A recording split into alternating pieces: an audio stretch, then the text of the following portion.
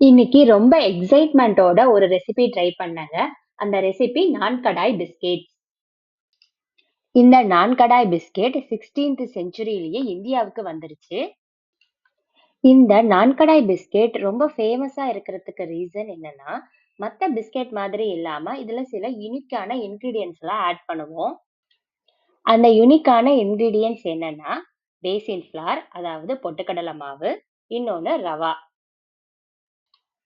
இந்த 2 இன்கிரீடியன்ட்ஸ ஆட் பண்றதுனால, இந்த பிஸ்கெட் சூப்பர் டேஸ்ட்டா, நல்ல கிரிஸ்பாவும், கிரன்ச்சியாவும் இருக்கும்.